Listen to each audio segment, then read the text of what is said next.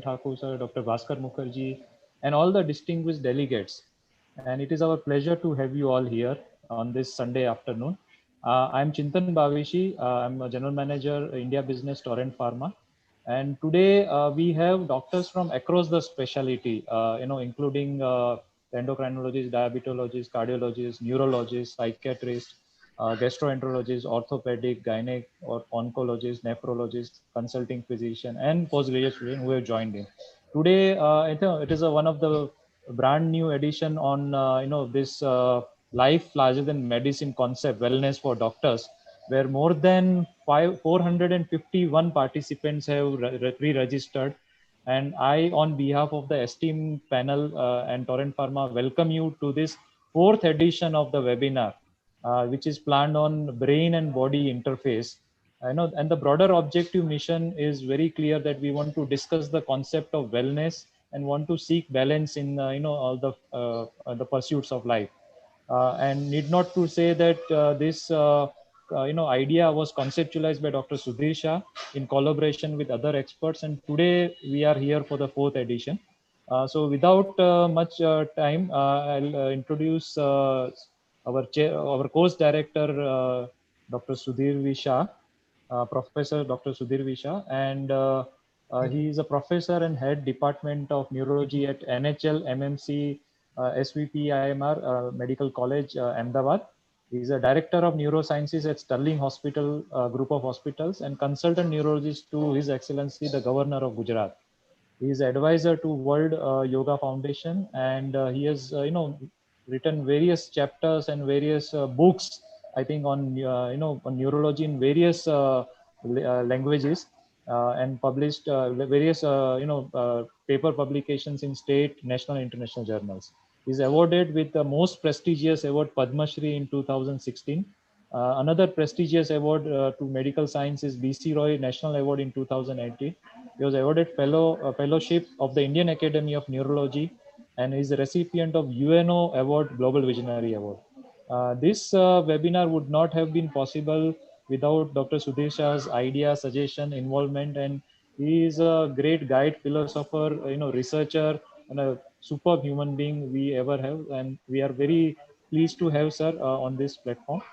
I request Dr. Sudhir Shah sir to take over from here and take the proceeding further. Thank you, Chintan, for those kind words. I welcome Professor Bhaskar, Dr. V.M. Thakur, and all the delegates on this platform. And I want to thank at the outset the Torrent Pharmaceutical for taking up this wonderful concept further. As you may be aware, those who are there for previous webinars also, this particular series of webinars we have conceived for the simple reason that we have been taught and we are continuously being taught on the different aspects of medicine, different diseases, syndromes, drugs, and some genetics and all those things, which is part of our education training. But what was missing out in all these webinars, particularly post-COVID, is that nobody was taking up this great concept that life is much larger than medicine. This is a very unique thing that stuck to our mind, that all the time discussing on rare genetic disorders or rare treatment options which are likely not to be available in distant future. While doing that, we are missing out our own personal health, our happiness, our change in lifestyle that is required, and so many great aspects apart from medicine that can be integrated part of our life and that can bring really some meaning to our life. So in that, we first discussed the health aspects, particularly exercise, role of exercise and role of diet in the first webinar.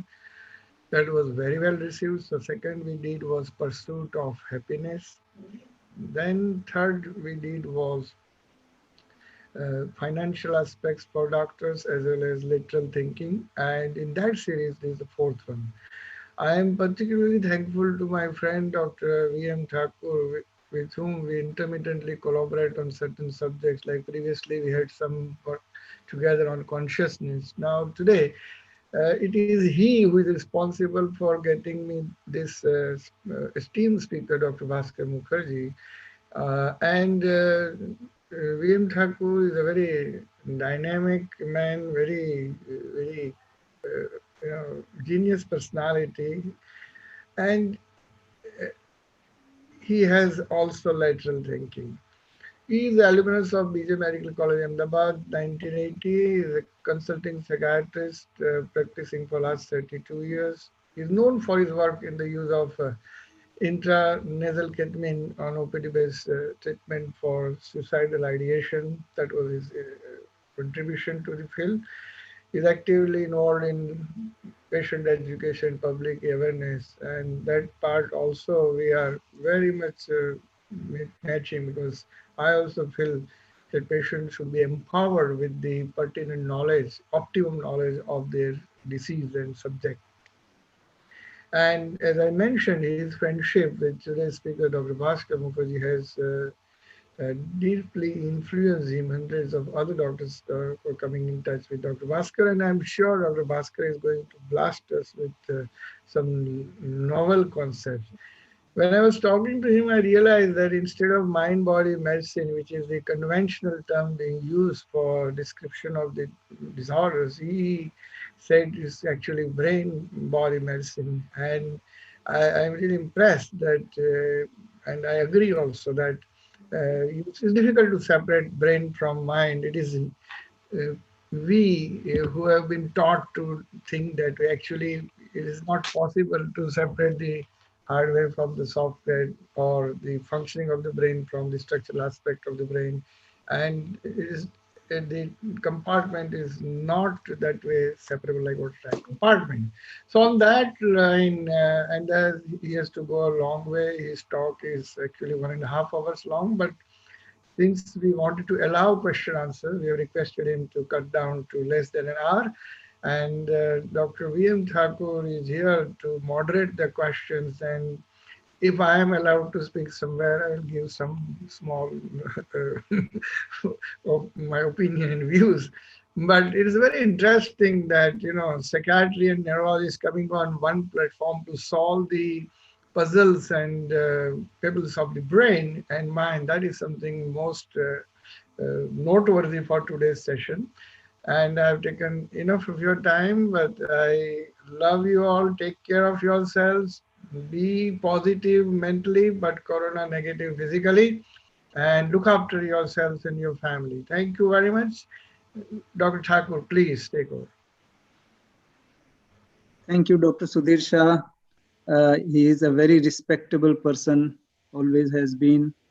And when he asked me to suggest a speaker on the topic of mind-body connection, I immediately thought of Dr. Bhaskar, because he has really killed the concept of mind from all the psychiatrists' minds. And now I thought it's the time to, victimize other doctors as well. So he is very passionate. He is really changing everything about psychiatry. He has taken the whole big task of course correction, where psychiatry has gone wrong for so many years. And he's just a living encyclopedia. And I can't say more about him. All that, the boring details are there on the screen, which I won't like to repeat. He is extremely interested in molecular psychiatry and debunking the whole concept of mind and rescuing psychiatry, really. So lots of respect for him. And we are really very, very fortunate to hear from him. And I won't take any more of your time from this webinar. So on to Dr. Bhaskar. Hello, everyone. Thanks, sir, for such a lovely introduction. But I am not, actually, I would say, I do not qualify for that description you have awarded me with. I am just a simple student of psychiatry who loves brain who loves molecular biology and who tries to understand brain through molecular biology. That's what I am. Just a student trying to understand brain. Like everyone else, I am not different. I am not anyone to praise, and I am not anyone who is changing anything. I am just trying, as my capacity is, to think brain, to understand brain from scientific biological perspective. Nothing more, nothing less, nothing more.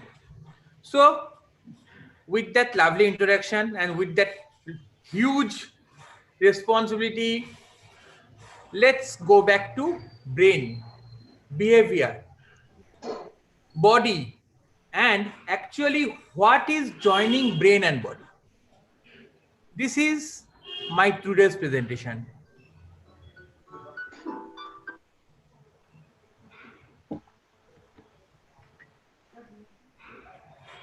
Brain, body, and the interface between them, and the real place of psychiatry amongst various medical specialties. This actually is a series where we are discussing with life larger than medicine. But today, I would say stay mostly in medicine, because we have to make people understand that when we say psychiatry, what we mean by it, what psychiatry does, and what is the place of psychiatry amongst all the medical disciplines.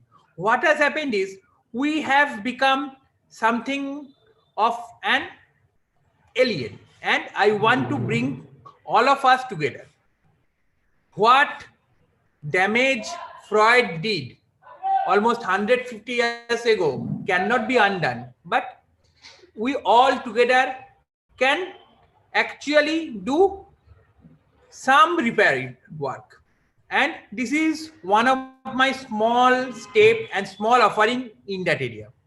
I hope this presentation would clarify some of the things that brain do with body and how various psychiatric symptoms emerge from it. And with this introduction, let's go to the talk proper. Today's plan of discussion is evolutionary biology of brain and homeostasis, because that is where this everything starts. Then we would discuss about basis of stress response system of brain and body, what happens physiologically when brain faces stress. We would try to define biologically what is stress. Stress has become an eponymous word describing everything and nothing. We would try to define biologically what is stress actually. Then we would go into pathological expression of stress response system of brain.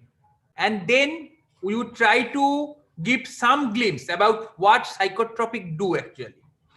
The various psychotropics, we talk about them like SSRI, SNRI, HDA, but what they are actually. I would try to explore that somewhere, and I would try to sum it up all. This actually would be a huge topic, but I would try to make it concise and simplified so that we can get some overall concept about it. So evolutionary biology of brain, how brain came into being, why an organism, a multicellular organism need brain at all. For that to understand, we have to go into the concept of homeostasis. So what is homeostasis? Homeostasis is any process by which a biological system tends to maintain stability while adjusting to variable internal and external condition. And homeostasis is actually an absolute need for survival of organism. Without homeostasis, no organism can survive. And if we say we humanity are now the apex predator of Earth ecosystem, that's because our homeostatic control is the best in animal kingdom. If you think logically, dolphin has almost a same brain to body ratio like us. In fact, it's more favorable towards brain in dolphin. There are many animals in this world who has a brain size higher than human being, but yet we human being are now the apex predator of Earth ecosystem. That became possible because of our homeostatic adjustability. Our brain is extremely capable of handling most of the homeostatic challenges that is thrown towards it. That's why if you take a sub-Saharan African human being and place that human being in Siberia, that human being has a chance to survive. But if you take a gorilla or chimpanzee or a lion from African savanna and place it into Siberian atmosphere, that animal would die within a day. That is how human brain is adaptable and how human brain is much more proficient in maintaining homeostatic challenges. And so this is where homeostasis and brain come, because brain is the apex organ of homeostasis. Brain evolved to maintain homeostasis. So when we consider homeostasis, let's go back to the unicellular organism of past. For them, it was very easy. They had some cell surface receptor through which they can sense the environment. Then there are signal transduction pathway in their cell which acts as control system as well as which acts as the center.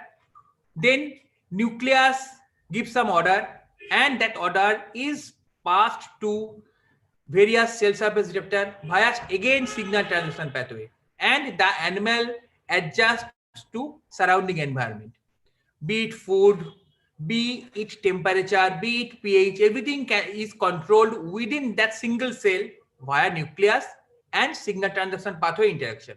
That's very easy job for them, and it results in instantaneous management. But when the same monocellular organism evolve into complex organism, means multicellular and having complex cellular structure, then this symptom is not very easy. This control of homeostatic system is not very easy, because there are multiple cells internal control will clash together and form a chaos. So a specific fast information carrying system of cells were needed by evolution to make the system chaos free, more organized and more efficient. That is where nervous system came. And initial neural system was very simple. Let's say the next slide. Let's see the Hydra. It only has a neural net and nothing more. This neural net connects every part of the body and it controls the homeostasis system. But as the system goes more complex, organization of various components of homeostatic system is required. Means there has to be a temperature control system, there has to be a pH control system, there has to be a hydromineral control system, there has to be an energy control system, and ultimately it requires various control system situated in the body to control the various aspects of homeostasis. Then came the further problem. If there are multiple systems controlling various aspects of homeostasis, then these systems need to connect to each other, talk with each other to maintain the total homeostatic balance. So they need to be present physically close together. Peripherally situated control systems owned to, and this gave rise to the central nervous system initial. First came nerve cord, then it became more advanced, and ultimately our current spinal cord, brain, and CNS came into being. And so again we see the nervous system complexity is actually due to homeostasis and maintaining of homeostasis. So again, evolution shows that brain is actually created in animals to maintain homeostasis. But as the organism goes complex, the homeostasis and its mechanism grows complex too.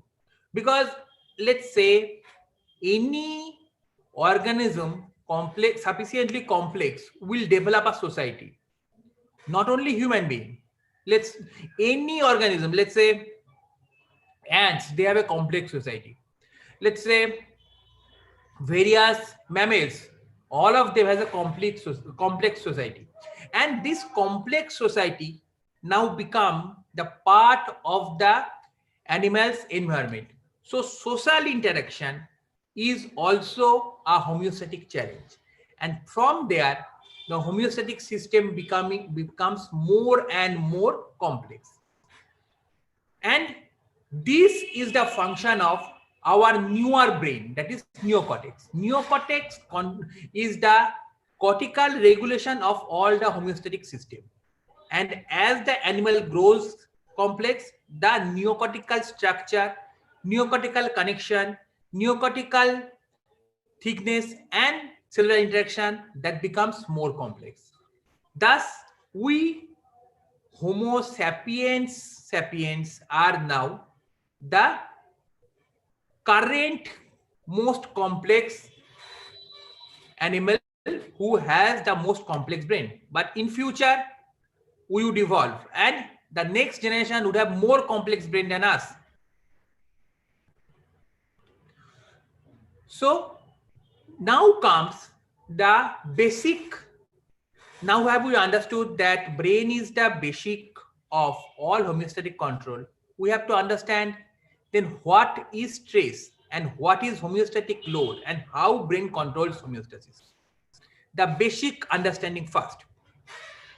Homeostasis, as I already said, is a balance between external and internal environment and keeping the internal environment within a specific range.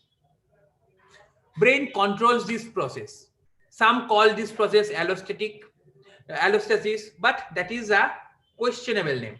Allostasis has again is a word which has evolved and actually now expanded to mean many a things. But for purpose of today's discussion, allostasis means all the biological mechanism through which brain controls the body and itself. So allostasis from that view has four large components. One is autonomic nervous system, one is neuroendocrine system, one is immune systems. Immune system means immune system is not a single thing. Immune system, coagulation system, they come together to form a single system. We can call it as thromboinflammatory system. We can call it as immunocoagulation system. It's up to us. It's nature of us human to make things into compartments so that we can understand the compartment. But at times we need to join the compartments. In this case, we should join the immune system and coagulation system to understand brain better, because that is originally how brain works. Anyway, and then there are other regulatory nervous system. Other regulatory nervous system means there is cortical regulation, subcortical regulation, spinal regulation, and peripheral nervous system regulation. These constitute the physical components of allostasis. Now, how allostatic systems work means what happens physiologically when brains face stress. There is a personalized functional range of brain's micromanagement to control homeostasis. This is a personalized process, means my brain's homeostatic control might not be same as other human being. Given a X, Y, Z in number of humanity, the homeostatic control mechanism of brain has in number of variability. Each person has his or her unique functional range of brain and unique homeostatic control. The basic system is same, but the variations are almost infinite. And when environmental demand falls within that range of comfort, that is personalized functional range of comfort, then brain doesn't have to do extra work to control body homeostasis, and the normal daily work ensues. But what happens when there is an increased demand on brain to perform outside this functional range to manage some disturbance of homeostasis? That is actually stress. So stress is nothing but a biological demand on brain to perform extra homeostatic maintenance duty than what it normally does. This is the biological definition of stress. It's a homeostatic demand.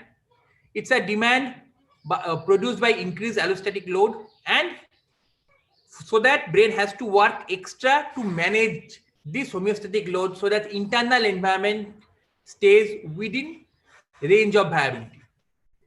When that happens, there is a sequence of events that happens at gross molecular and physiological level. I would try to avoid molecular level because although I am much more comfortable in molecular level, if I go into molecular level, that would be hard for everyone to follow. So I would try to stay mostly in physiological level and pathological level, but I would mention the relevant molecular information when the time comes. So when there is a homeostatic challenge or stress, the neural connections between various brain areas start working excessively to carry the increased information. That also leads to hyperactivity of various neural cell bodies. The main areas which are responsible for handling the specific demand works more, but the rest of the brain areas contribute to. Brain is an organ which works in totality. Let's say I have to do some work that involves judging various options. My executive circuits would work more, but that doesn't mean my cerebellum wouldn't work, or my basal ganglia wouldn't work, or my hypothalamus wouldn't work. They all work and they would act their own unique contribution to that task of judging multiple action.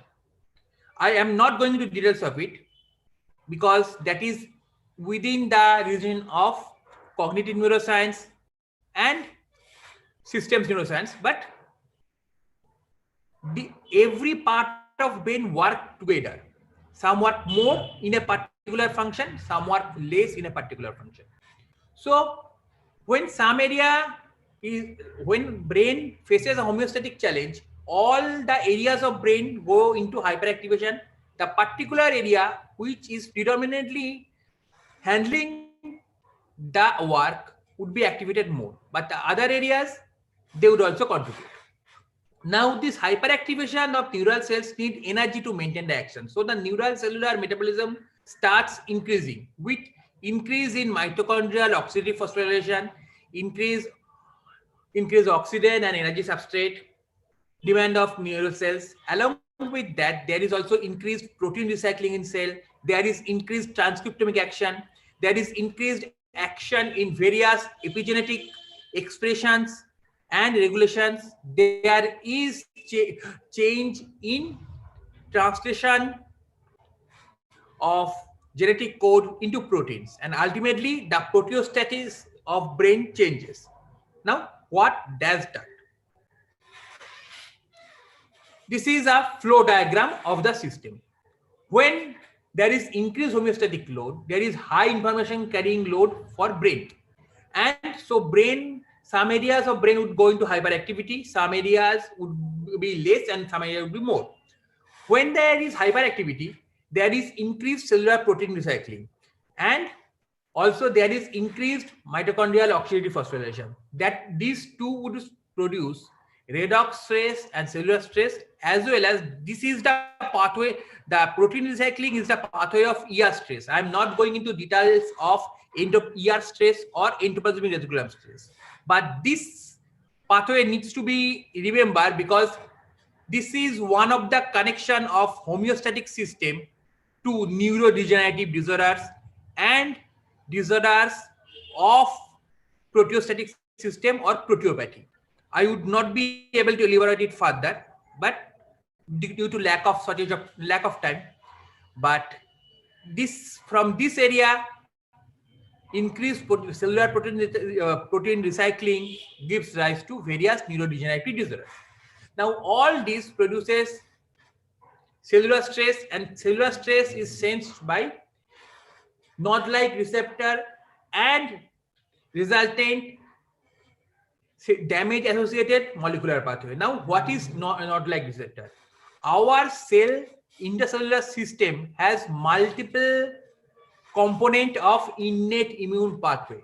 NOD-like receptor is one of the innate immune pathway which acts as a pattern recognition receptor. Pattern recognition receptor of cellular stress. NOD-like receptor has other action too, in inflammation pathway and other pathway, but I am not going into details of that.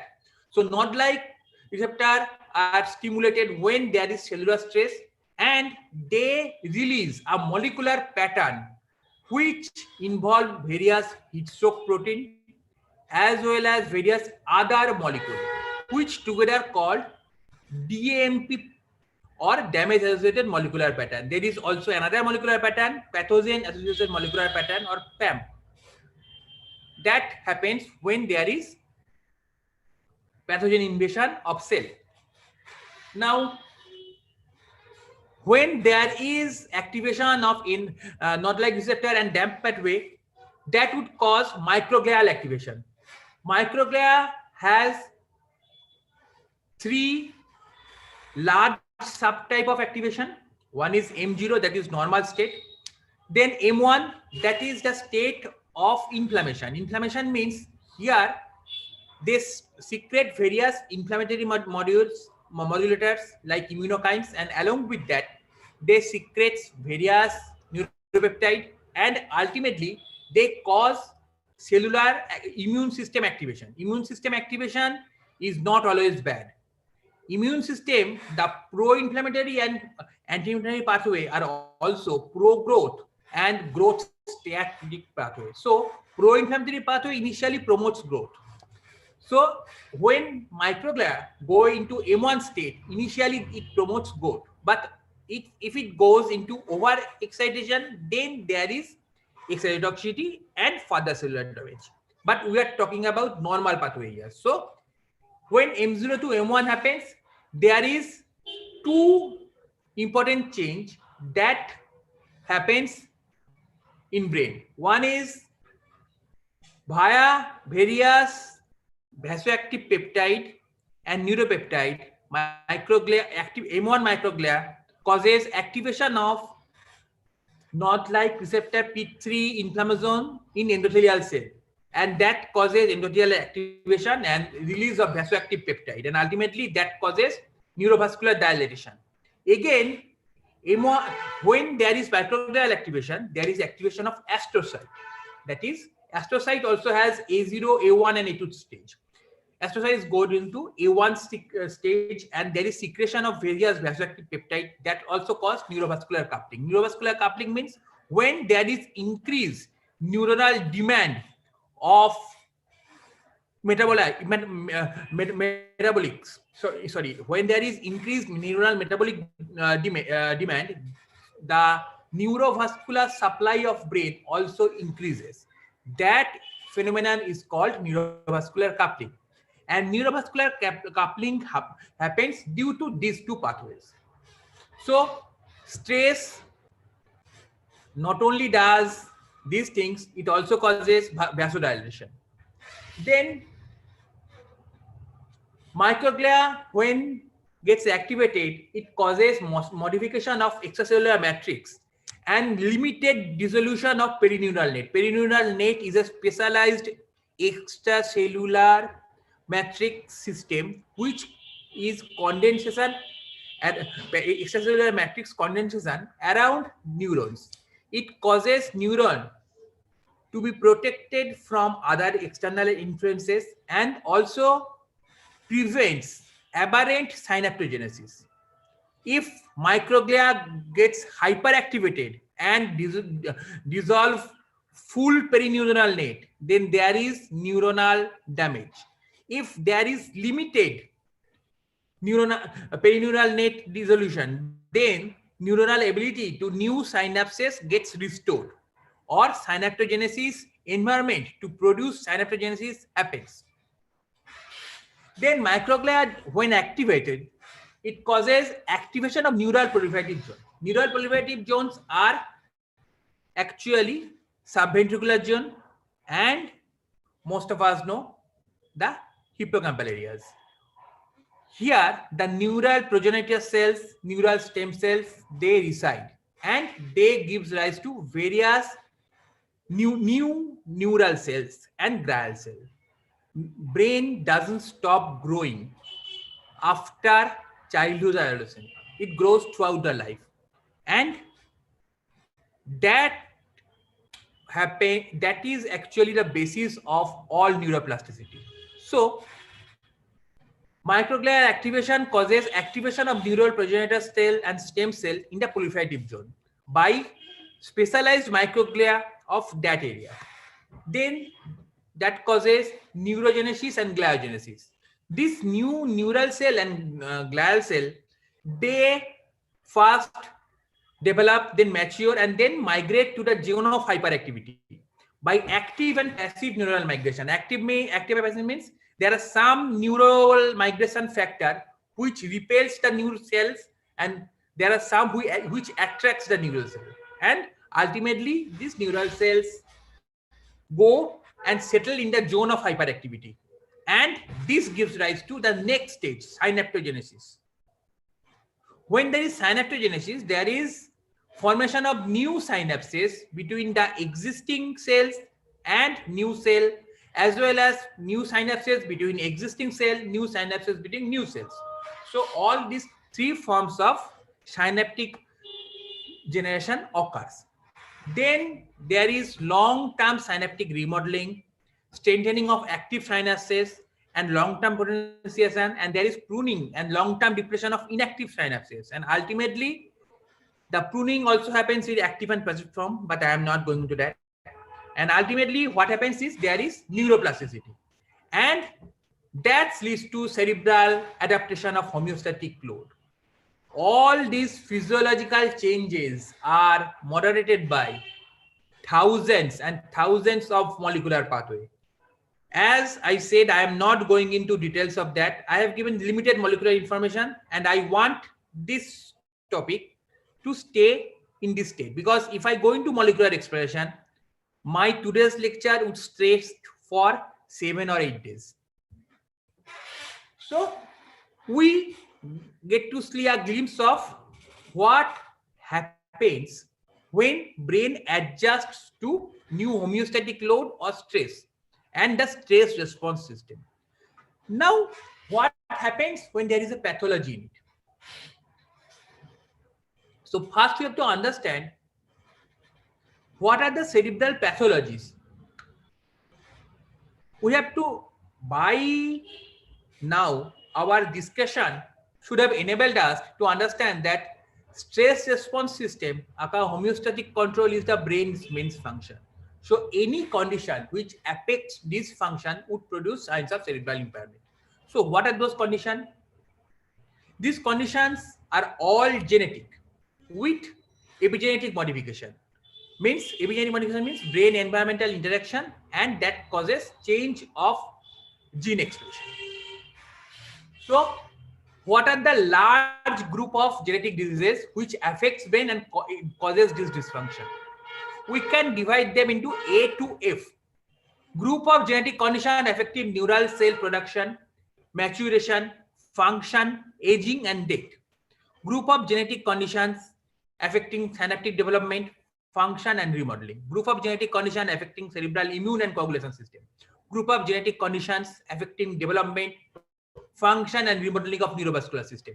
Group of genetic conditions affecting development, function and remodeling of extracellular matrix. Group of genetic conditions affecting cerebral barriers means blood-brain barrier, brain CSF barrier, and cerebral drainage structure means lymphatic system and CSF.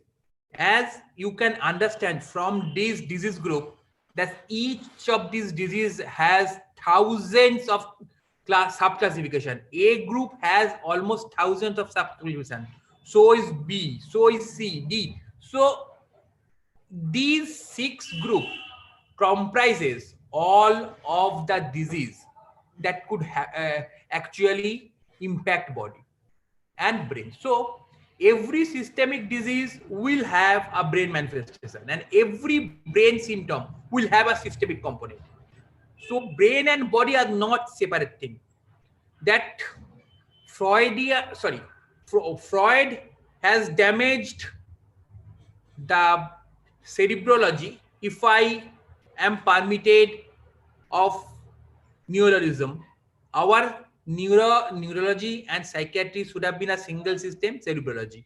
Now, if Freud has damaged cerebrology, then the Descartesian dualism has damaged body and brain forever. That body-mind dualism has made us ignore that every brain disease is body disease and every body disease is brain disease. We never actually considered that body-mind dualism has affected medicine for more than 300 years, and that should now rest, because that is something that we cannot afford. Brain and body are single system, and one component affects other component. Most of the time, brain starts in brain, goes in body. At times, starts in body, grows in brain. So what happens when one or multiple of these subgroups of genetic mutations affect brain? Means if the group A to F group, any one of them or multiple of them happens in brain, there would be exaggerated stress response of brain and resultant dysfunction symptoms. We can divide the symptoms into cognitive dysfunction symptom, motor dysfunction syndrome, behavioral dysfunction symptom, and visceral dysfunction symptom. Problem is, we divided the cognitive dysfunction symptom and behavioral dysfunction symptom into psychiatry. We divided the motor dysfunction syndrome into neurology. We divided the visceral dysfunction symptom into neurology and along with some part of medicine. If we see in totality, each of these are layers, and disease happens involving all the layers. So now let's navigate the turbulent seas of real psychiatric symptoms, or also known as the pathophysiological responses of stress response system, starting with first the universal response, and then we would progress to the tricky detours and bifurcation. Means for all practical purpose, today's discussion I would limit on elaboration of first 2 universal dysfunction symptom of brain: anxiety and depression. I would not go into psychosis, mania and other things because they need more molecular detailing, and today we don't have the time. So first, what would happen with first universal response? It would be exaggeration of or prolonged illness behavior. Initially, there would be cellular hyperactivity in brain, but here one or more of the steps that connect this cellular hyperactivity to neural cell activation or division is defective. So the ultimate process of new synapse formation and increase of cerebral functionality would be delayed and slow, and most of the time it would be inadequate. This would start the cascade of dysfunctional manifestation. This dysfunctional symptom will manifest with hyperactivity of the system through which brain controls itself and body. Means autonomic nervous system symptoms will happen, neuroendocrine system symptoms will happen, immune and coagulation system symptoms will happen, regulatory nervous system symptoms will happen. That would happen at cortical level, subcortical level, spinal level, and peripheral nervous system level. I would not be able to go into details of each area. I would mention some of the characteristic symptoms and I would leave others for someday when we get more time. So what would be the autonomic nervous system symptoms of stress response system dysfunction? First, there would be respiratory system symptoms. Autonomic nervous system has a huge part in controlling the rate of respiration. So there would be hyperactivity of respiratory rate, means respiratory rate would be more, and there would be air hunger. The cardiovascular system would be divided into cardiac and vascular. The cardiac system would be chronotropic activity in heart as well as inotropic activity in heart. That would produce palpitation, tachycardia, and hyperdynamic circulation. Then what would happen in peripheral vascular system? There would be constriction of resistance arterial in peripheral limbs, and that would cause increase of diastolic BP. So most of the young onset isolated diastolic hypertension is actually patients of stress response system of brain. Then there would also be symptoms of diversion of blood from peripheral extremity to central, and that would produce cold clammy extremities, because there would be also hyperhidrosis in the form of excessive sweat gland activation, and this would produce the characteristic cold clamming. Then renal system. In renal system, we would have increased picturation due to multiple autonomic and neuroendocrine way. GI system, in GI system, the first thing would affect would be GI motility. In upper GI, due to autonomic hyperactivity, the motility would slow down, and there would be stasis in upper GI system, would produce bloating, would produce symptoms of reverse peristalsis or vomiting, would produce nausea. In lower GI system, there would be increased gastric motility, increased lower GI motility, and that would produce diarrhea and symptoms of IBS. The brain symptoms can be divided into neurovascular and proper neural. In neurovascular areas, what would happen is trigeminal system would be affected. The trigeminal system would have increased activity in their autonomic nerve terminals. There would be increased endothelial activation. There would be increased secretion of vasoactive peptide from these endothelial cells, and there would be vascular headaches. So vascular headaches is actually an extension of this stress response system dysfunction. Then what would be happening in the brain proper? We'd go when we discuss about the regulatory nervous system. What would be the neuroendocrine system dysfunction? At hypothalamic level, all releasing hormone would increase, and there would be changes in energy metabolism. At pituitary level, pituitary hormone would increase. At adrenal level, I would say various pituitary hormones, specifically androgen pituitary hormones, would increase in level. That would produce rise of TSH, which is seen in many of these patients. So there will be so-called subclinical hypothyroidism, where isolated TSH is increased. This might not be actually subclinical hypothyroidism. This might be a acute stress response caused by increased or exaggerated physiological response to stress. And so many a times, treating their stress response system dysfunction causes lowering of TSH. Similarly, there would be increased adrenal level dysfunction. I would not go into hypothalamic ACTH circuit, hypothalamic adrenal circuit, because that is what discussed to the point of boredom. I would more go into hypothalamus gonadal system, because this would produce some interesting effect in female.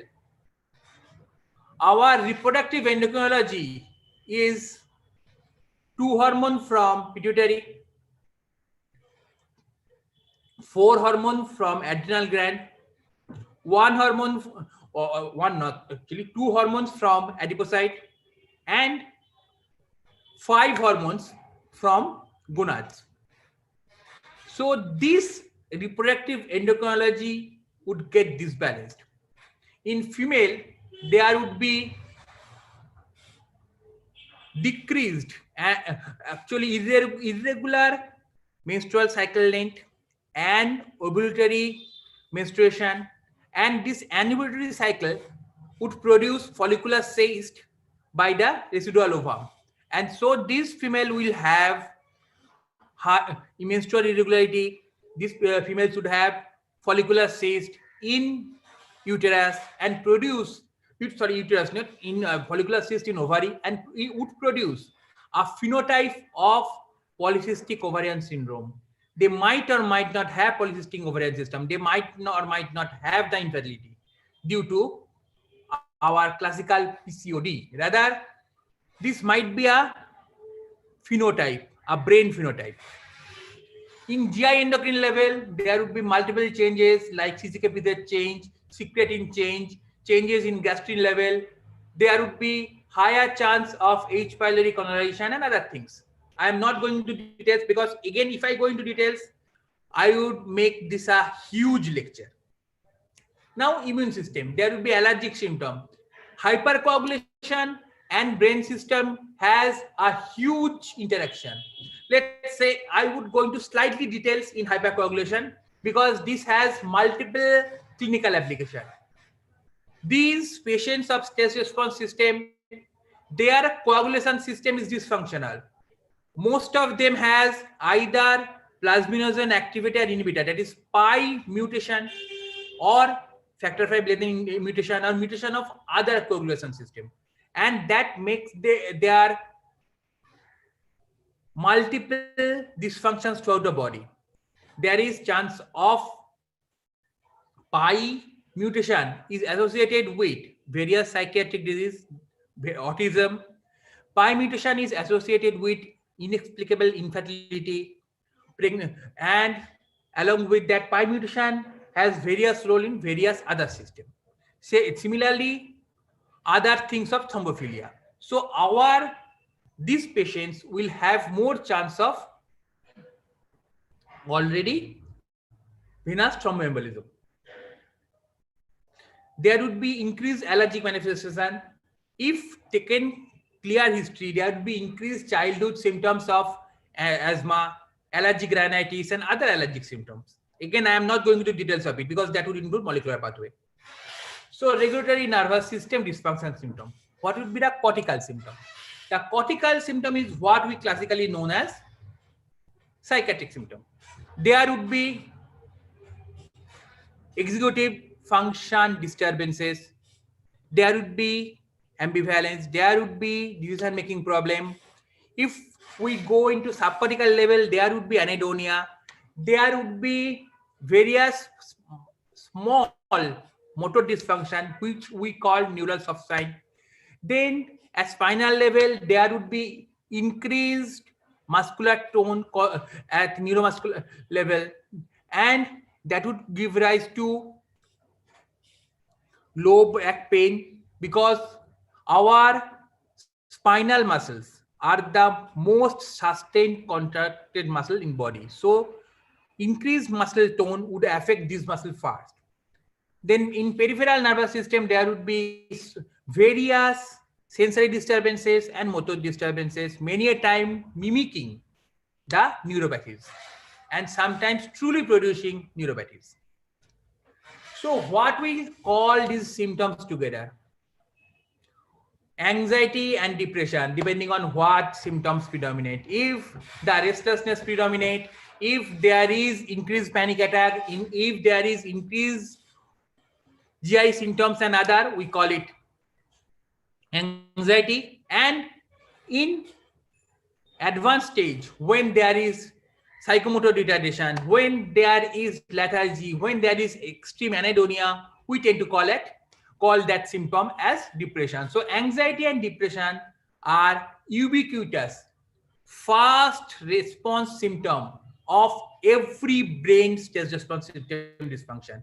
It doesn't matter how that symptom is produced. Stress response symptom dysfunction might produce, system dysfunction might be produced by neural cell body, might be producing by, and the synaptic dysfunction might be produced by neuroimmune dysfunction, but the eponymous, universal, fast symptom be anxiety and depression. In infection too, we see this thing, rapid development of illness behavior. We call that malaise. In various paraneoplastic symptom, we call it, we see it. We call it in various other names. Then we call it lethargy syndrome. We call it chronic fatigue symptom. But the main thing is, in psychiatry, what we call it anxiety symptom, anxiety and depression.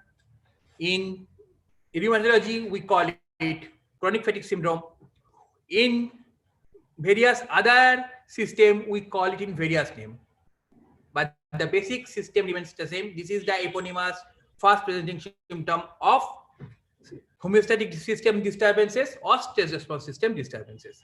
Now, what would happen when there is specific involvement? Let's say there is specific involvement of only neuroimmune system and either cellular body or synapse. There is more chance of the deeper system to emerge. Deeper symptoms means psychosis, mania. Psychosis and mania are subtle symptoms of neurometabolic disease. Neurometabolic disease means diseases affecting mitochondrial metabolism, diseases affecting endoplasmic reticulum, diseases affecting proteostasis and other things. That is why most of the patients of so-called bipolar disorder or so-called schizophrenia end up as patients of various FTLD syndrome at their end of life. FTLD syndromes are manifestation of various proteopathy. Proteopathy is actually the end phenomena for all these homeostatic system disturbances. Some progresses to up to proteopathy, some stays in between. So, if we see this unified concept, then we have to understand that how psychotropic works. We were told that they work via neurotransmitter, but neurotransmitter cannot affect everything. Neurotransmitter cannot affect all body systems. Neurotransmitters cannot affect every body organ. Neurotransmitter cannot affect all the things of the body. So we have to go deeper. We have to understand that these drugs are not simply temporarily acting neurotransmitter based drugs. These go deeper. They have two sets of action. First, initial transient neurotransmitter action, which starts in few minutes to hours and take a backseat in 3 to 4 weeks. After 3 to 4 weeks, neurotransmitter action is not important. It stays, but it is not the main mechanism of action. The main mechanism of action is long-term molecular action, which starts in days to weeks, but takes over the center stage by the end of first month. This is actually a schematic diagram. Many of the things starts in minutes and hours, but we see the clinical result up to 3 to 4 weeks because the molecular system takes a long time to work. So if we are saying that our drugs are molecular action drug, so they should have some molecular action. They have two sets of molecular action. One, they are prominent epigenetic medication, and number two, beside that, they are also drugs modulating signal transduction pathway. So if they are epigenetic medication, then their working principle, what would be their working principle? These drugs are DNA methyltransferase activity inhibitors. These drugs are histone deacetylase inhibitor. These drugs are histone methyltransferase inhibitor. These drugs are histone acetyltransferase inhibitor. These drugs are histone demethylase inhibitor. These drugs are protein binding to acetylated histone inhibitor. These drugs are protein binding to methylated histone inhibitors. This is a picture that's been published in 2014. I don't have currently a recent picture which details all the neurotropic and psychotropics, means which details every anti-epileptic, every antipsychotic, every antidepressant, because if we need to make that, then I have to plot it because there is no single picture yet. But this is a good thing. It shows various epigenetic effects of so-called psychotropic drugs and some of the neurotropic drugs. Amitriptyline is DNMT inhibitor. Valproic acid is DNMT3A activator. Escitalopram and haloperidol actually decreases methylation. Lithium, risperidone, olanzapine, clozapine. Clozapine is not written here, but clozapine also does the same. It causes change in microRNA status and ultimately changes gene function. Here phosphorylation, in this phosphorylation there are no drugs written, but current data says many of the drugs, specifically the so-called antidepressant, they affect phosphorylation of DNA and they causes neuronal repair. Then in histone modification area, MAO, clozapine, haloperidol, risperidone, fluoxetine, imipramine, have valproic acid, all of them has their own epigenetic action. And the list is growing stronger each day. Every day we are getting molecular action and epigenetic action of all our neurotropic and psychotropic drugs. There is a huge list. I am not going to produce that list because that would bore you. This is just a schematic diagram. Now, when we say antidepressant means we say that these are the drugs which causes which causes change in the system of monoamine neurotransmitter system. But in true brain sense, antidepressants are drugs which causes changes in TNF-alpha, BDNF, BGF, FGF, and all other neural growth factor, changes in monoamine system, and ultimately causes change in MAPK pathway, ERK pathway, IP3, AKT, M2R pathway, and produces neurogenesis, gliogenesis, and ultimately produces synaptogenesis and change in brain function or neuroplasticity. Any drug that does that would have antidepressant activity, and these would be psychotropic as well as non-psychotropic. Liraglutide and various incretinomimetic drugs, they are promising antidepressant drug. Metformin itself is a promising antidepressant drug. I can go on listing various drugs which are traditionally non-psychotropic, but they have their psychotropic effect. So there comes a question that if these non-psychotropic so-called drugs have psychotropic action, then what psychotropic drugs have as non-psychotropic action? This question applies both to antidepressant, antipsychotic, and all other psychotropic. What they have: anti-cancer property, they have anti-protozoal property, they have antibacterial property, they have antifungal property, they have antiviral property. They are very strong immunomodulatory drugs, so much strong that many of them can be used as immunomodulatory drugs in graft versus host disease. Then they are anti-degenerative and anti-aging drugs. These are the drugs which causes insulin sensitization, and they also have anti-hypertensive property. These are tissue restoration promoting drugs. For example, fluoxetine, if given topically, causes healing of diabetic foot ulcers. I know many of you have become skeptic by now. So I am giving some papers. If any of you are interested, I would give you papers and evidence of each of these action, and that too not a single paper. At least 10 to 30 paper of each action. This is just one of those few. This brexpiprazole is actually so-called antipsychotic, but it is a good chemosynthesizer for lung and pancreatic cancer. This is a recent paper.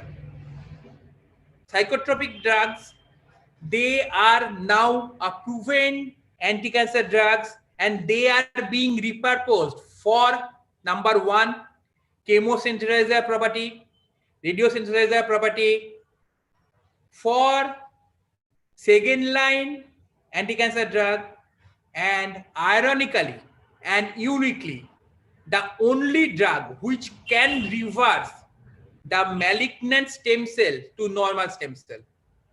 This is the last one, is actually a recent paper which has been published, which shows that duloxetine is a molecule that can change the malignant glioma stem cell to normal stem cell. Problem is, this is in vitro. We haven't tested in vivo yet, but standing in 2020, we have evidence.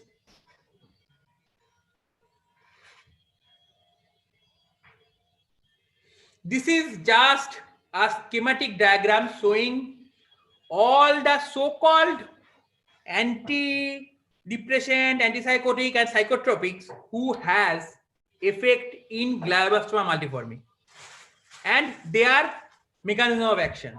This is just a schematic representation. They have more action than beyond this, which is beyond this picture.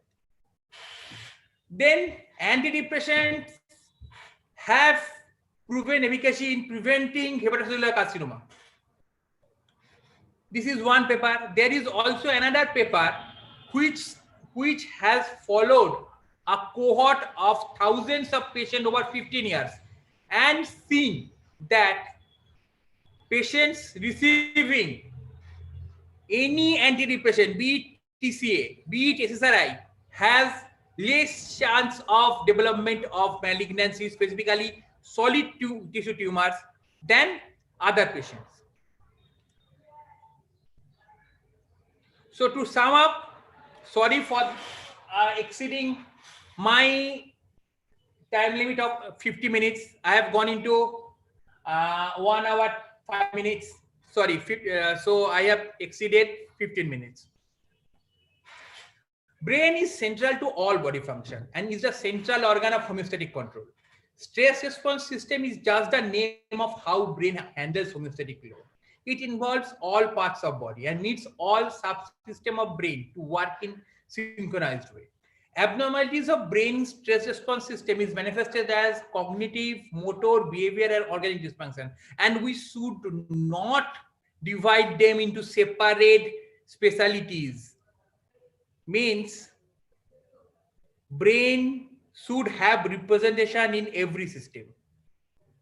Neurogastroenterology has launched. Behavioral cardiology has launched. Behavioral pediatric has launched.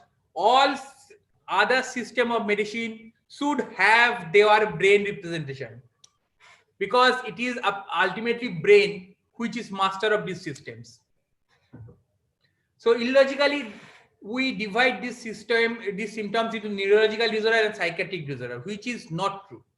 And all psychiatric and neurological disorders are symptoms of deeper brain molecular and structural disease which affects body. So with this, I end my lecture. I hope I haven't bored you much. Sorry if I made you bored, and I would try to do better next.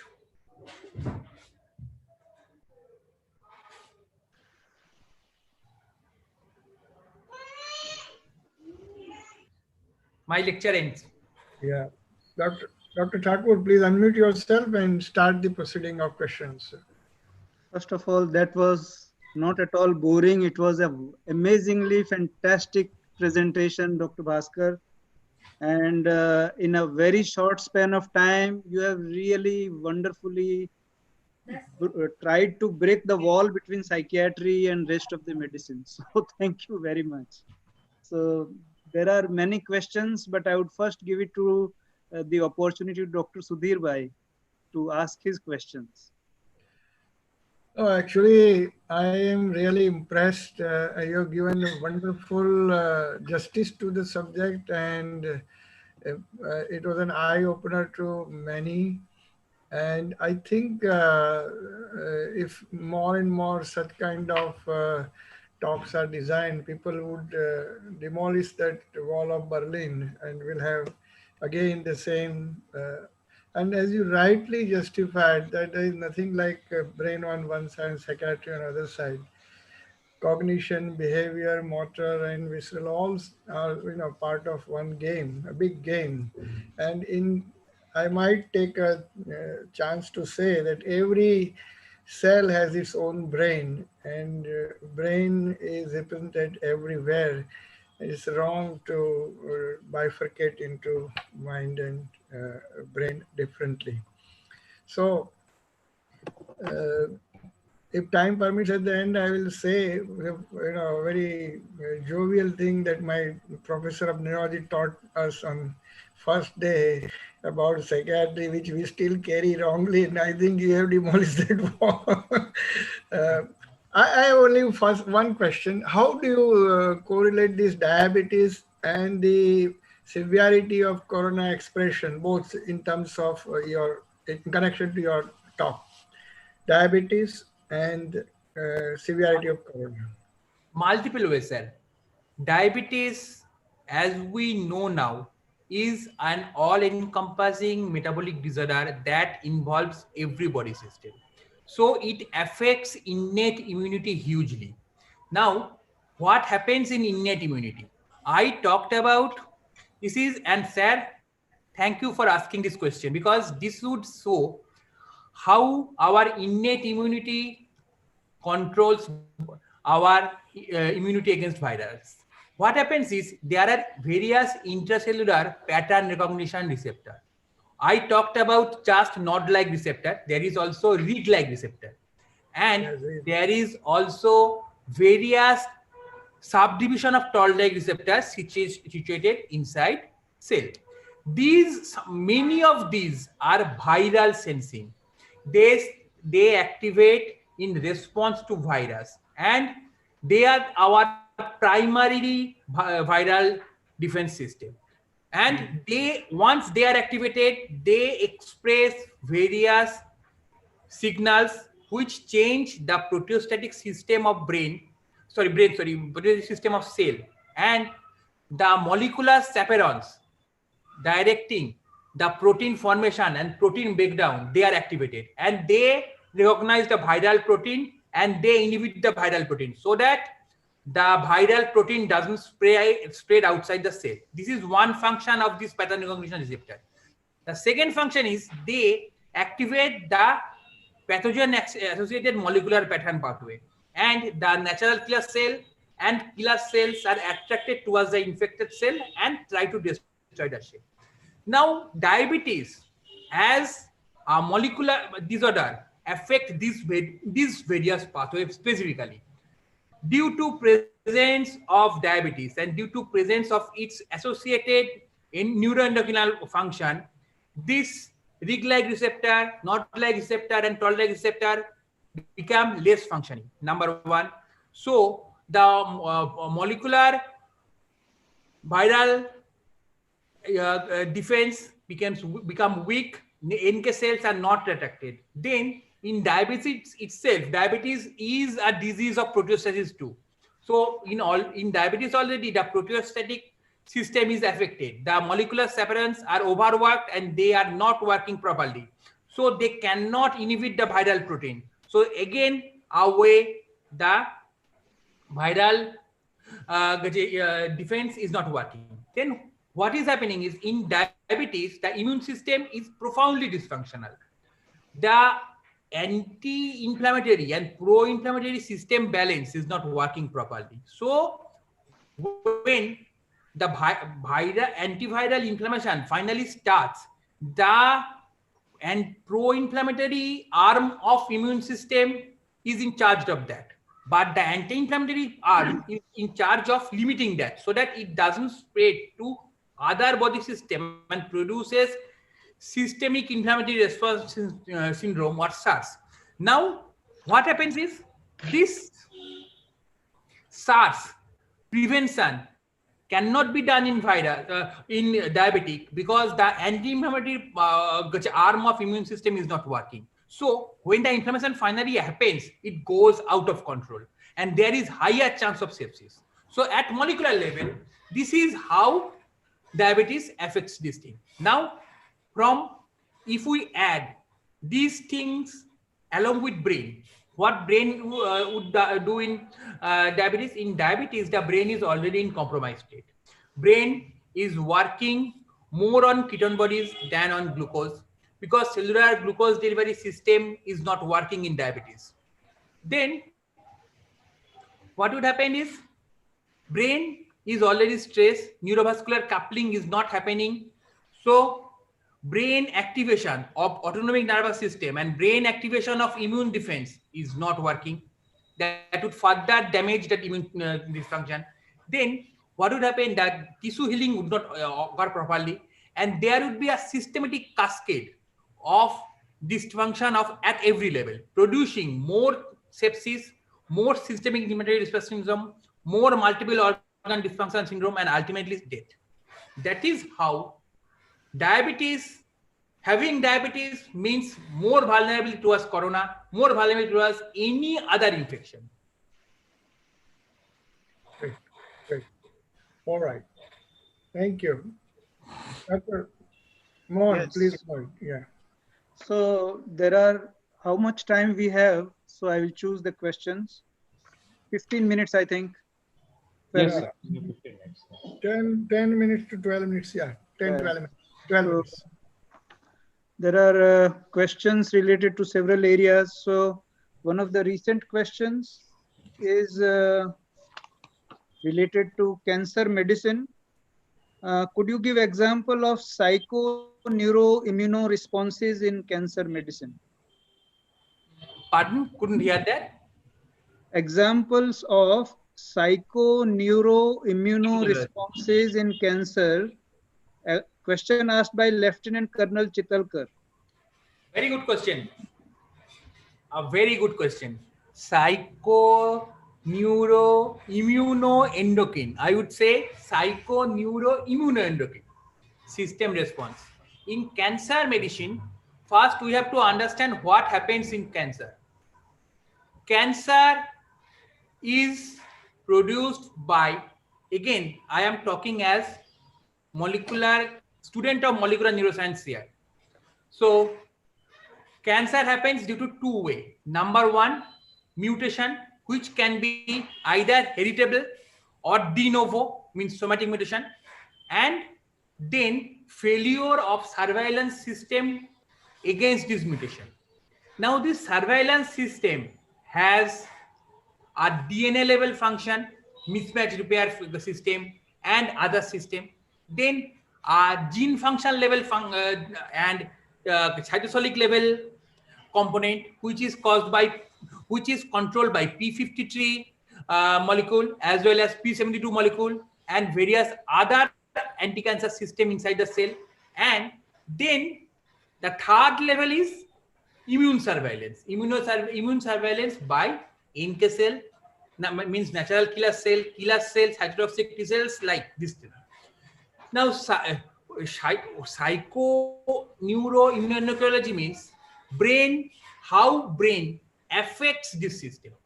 When brain's stress response system is working inadequately, then the various endocrine organs are not working properly. I have already shown. So the maturation of various T cell into various subgroup of cytotoxic T cell is not happening properly. There is dysfunction of RANTES. Rantis is a molecule and pathway. I am not going into details of Rantis pathway. There is dysfunction of Rantis pathway. There is dysfunction of various other molecular pathway, which would cause the T cell dysfunction. Now there would be another mechanism. The mechanism is when there is disturbed stress response system, the various energy metabolic condition, they would not be working properly, and they would again produce various immune dysfunction through their inherent endocrinological effect like leptin, ghrelin. They all have immune effect. Now when there is actually cerebral dysfunction, I haven't touched microbiome. Actually, when there is cerebral dysfunction in terms of dysfunction of stress response system, body's microbiome constitution and body's immune response towards microbiome changes. That causes a dysfunction in gut-brain axis, and that would again produce low performance of immune system. And these are some of the mechanisms. This isn't the whole mechanism. If I try to elaborate the whole mechanism, then we would get only one answer. So these are some of the mechanisms by which psychoneuroimmunoendocrinology affects cancer biology. I hope I have given some answer, because this is not the full answer. I'm again telling, if you know my mobile number, I would provide my mobile number. Just ping me in my mobile. I would give you the full answer, because that would need a long answer. This is not a short answer.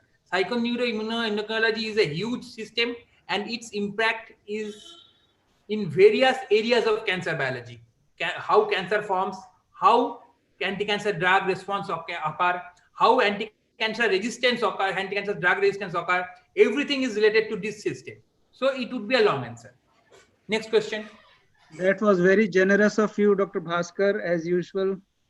One question: how to prevent? Students, and students should learn together. Thank you. One question: how to prevent COVID infection while discharging duties?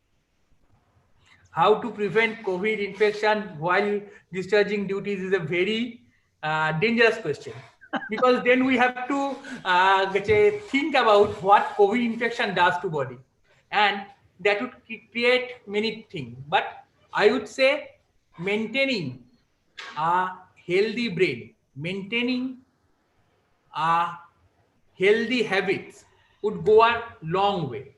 We have to understand COVID is a new virus, but it is not a deadly virus. It is new, so many people are getting infected. Some of them who has genetic vulnerability are getting serious illness. But as time goes on, COVID would evolve to suit humanity, and humanity would evolve to suit COVID. Ultimately, COVID-19 would become another commensal infection, just like dengue, just like malaria, just like anything. And it is in future, in 10 years time, it is going to become much less severe than dengue. Dengue would remain more severe than COVID in 10 years time. But COVID would suit our body. The more and more infective strains would dominate, and less invasive strain would dominate, resulting in less and less severe infection and more just mild infection. And ultimately it would become a commensal. Thank you. That was the question from D.N. Paddy from Rampur. Now I would like to ask you a question by Dr. Lohit from Tumkur, that it is the thinking process which separates us from other animals, and you have completely avoided that part. Thinking process means, let's say, have you seen Discovery how ants build their nest? If you go and see a National Geographic documentary, you would find that our ant city is as complex as any human city. So if an ant, which is a few millimeter long, can produce such brilliant engineering, can we really say that ant has no thinking power? Each one of this is actually a very good area to say Advaita Vedanta. We all have same consciousness within us. Be it Advaita Vedanta, be it Panpsychism, its Oriental form, its Westernized form, we all have same consciousness within us. It's a meta consciousness which is being manifested through each one of us. So our ant has some thinking process, and eagle has some thinking process. Every animal in this world has some thinking process. Some has capability of more complex thinking process, more future driven thinking process. Some has more immediate constant thinking process. But that never means human beings are the only animal which are capable of thinking. Then we are disrespecting whole humanity, as well as we are disrespecting the earth ecosystem, and we are disrespecting everything actually. So every animal can think. That was an eye opener. Now there are questions which might not be very they are very far sophisticated, like if you can answer this from Rakesh Kumar, how to handle MTHFR mutations which co-evolved with psychiatric manifestations. It co-evolution would be a bit exaggeration. I would say methyl transferase mutation, MTHFR mutation, is a thing that has its uses, its harmful effects, and this mutation has persisted in humanity because it has helped many of our ancestors in their food habits. But methyl tetrahydrofolase reductase inhibitor mutation is not a co-evolved condition. That is one thing I would say. Then their role in psychiatric disease. This is a bit complex because this is associated with hyperhomocystinemia. Now, hyperhomocystinemia is a condition that produces neurovascular effect that has effect in methylation profile. But again, if this is one of the natural methyl donor. This is not the sole methyl donor. There are multiple other bioactive methyl donors which is situated inside the cell. And so if we cannot get methyl tetrahydrofolate, we can use other 4 or 5 methyl donors. So it is not that these are very relevant for psychiatric condition. I would say these are relevant for a lot of vascular conditions, some of which are cerebrovascular, some of which are cardiovascular, some of which are other peripheral vascular. Bhaskar, time for just 2 more questions, quick questions. Okay, then so I will stop there. Yeah. So first is how does exercise help and yoga help? Questions asked by Bhapat from Rajkot and Dr. Dive from Yamunanagar. And last question, which you can think of, is why psychiatric services are not effectively used by other specialties? I would answer the last question first, because the first question has a definite structured answer. The why psychiatric services are not used is actually not, it doesn't have any structured answer. What has happened is I would answer it fast because it would take more time. What has happened is actually psychiatry and the rest of the medical specialties have grown slightly apart due to a lot of reasons. This is number one problem. This has created a lot of stigma. which we psychiatrists are now trying actively to break. We don't want this barrier. Number two is, still till 50 years ago, we didn't know brain much. We were aware of some macrostructural defects. We were aware of some macrostructural dysfunction, but that's all. Beyond that, our understanding of brain was very poor. Even, let's say, when I was a student of MBBS in 1997, I started my MBBS in 1997. Then too, awareness about the role of brain in body and its total function in body was very poor. So standing there, what psychiatry does, what is the role of psychiatry amongst all the medical discipline was a bit unclear. And you can add Freud to it, you can add Cartesian dualism to it. What has happened is a lot of reason has separated psychiatry from other specialties. So other specialties refer to psychiatrists less. Other specialists don't understand what we represent, and so there is less utilization of psychiatric services. But since last 10 years, there is change. Every day we are seeing changes. We are getting more and more patients. We are getting more and more referrals. And we are now, psychiatry and other medical specialties, they are trying actively to come together, to stay together, because that is how the future will be. None of us would be practicing separate specialty medicine after 30 years. After 30 years, there would be genomic medicine, which would be divided into various subgroups. One of them would be brain, and their neurologists and psychiatrists would stand together and talk together. Same goes for all other specialties.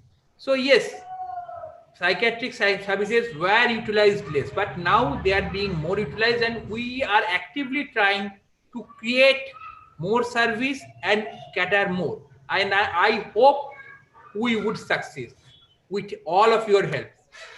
Thank you. Now the first question, that is the effect of exercise and yoga. This has a structured answer. It has already been studied many a times.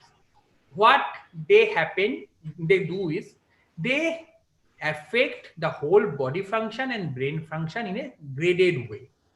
Initially, when we are starting either yoga or exercise, initially what we get is just initial pleasure out of doing an activity. But later, as we go deep into these behaviors and as we continue this behavior, they change our brain's function, our body's function, and they causes neuroplasticity, they causes metabolic and structural alteration of whole different body system, and ultimately they have an overall health promoting effect. Now, many times they are enough to combat the milder genetic variants of dysfunction symptom.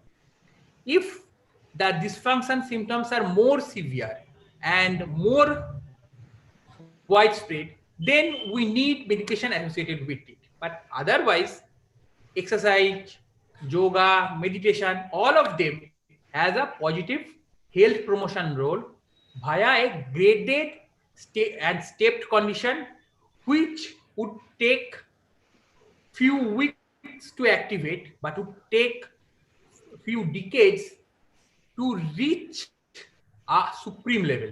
And at that level, it can many a times help in various diseases too. It can affect it can affect various body condition and various other things. Like, if you know the real life Iceman who stays in ice and who actually do naked ice water bathing and naked swimming in ice cold water, you would find that he has learned a Tibetan meditation for last 30 years, and he can now generate body heat like a person who is residing in a tropical area, and that's how he can protect his body temperature. There are other feats which can be actually given as example. So yes, they have a role. They would take some time to have a full effect, but this is more of a health promotion effect rather than a direct disease prevention effect. Thank you so much, Dr. Bhaskar. It was just an amazing, amazing, amazing lecture. And I'm handing over to Dr. Sudhir Shah for his closing comments. It was just my small attempt, nothing more. Dr. Bhaskar, you have been amazing, excellent, exemplary, and I have no words to express my thanks and gratitude on behalf of everyone. The subject that we have been discussing all throughout was neuropsycho, endoimmuno, and then genetics should be added now, the way we look at genes. So it is all a continuous phenomenon, you can't separate. And because the neurobiology is so complex and it affects every part of the human body system. So I think why to make more subgroups? I think I agree that neurology and psychology interface should be now removed, and we should work in as a cohesive unit and look at the brain and the functions of the brain in a larger interest of humanity, because this distinction doesn't help. The second thing is it definitely provides lot many questions and maybe more discourses, if I may say so, as for example, consciousness, one is Vedanta and all that. So this will give a lot of insights to all of us. I'm very sure that you have profoundly worked on this subject and everybody would agree to that. So my compliments on that also, and we will look forward for such opportunities in the future. And if you have some write-ups, you can send to Chintan. He will send it to all the colleagues, so they can have probably, or you can share some of the slides or whatever work or book you can. Everything I make is shareable. So this slide I have already sent to Chintan Bhai, and he would actually send it to every participant. That is so kind of you, very generous of you. And I think this discussion gives a new dimension to the science, and we are very much thankful for your time. I don't have enough words to talk much about your profound, proficient talk, but I will Now, want sir, to. I am getting embarrassed. Very, very thankful to you, and it's a new way of looking at different aspects of disease, and you have very nicely, eloquently, very distinguishedly separated into autonomic, autoaxial symptoms. And apart from psychotropic drugs, I think in one of the lectures you might take what are the other ways to modulate the brain functions, emotions, and desires and things like that. So it is not only drugs and chemicals that can manipulate brain function, but there are many other things. Many other things. Yeah. So that could be, I mean, you can say non-invasive aspects. So non-invasive neuromodulation. Yeah. Non-invasive neuromodulation. So yoga, meditation, all are non-invasive neuromodulation. It may be so that for some of us it will be most interesting and exciting, but some people might not have found very, very useful, because it's a very deep topic and it requires dedication of learning. But we will work out on that, how best we can take help of your knowledge. So thank you once again, Dr. Bhaskar, also Dr. Thakur, for handling this session very well. And again, back to Chintan and Torrent team. I must thank them also, and all the delegates. Stay with us all the time. Thank you very much. Sir, I would like to propose, vote of thanks. And first of all, Sudhir sir, for this kind, the concept that you have introduced, I think that is going wonderful. Today we have, I think, more than 600 participants who have joined live and engage with us and ask questions related to this topic.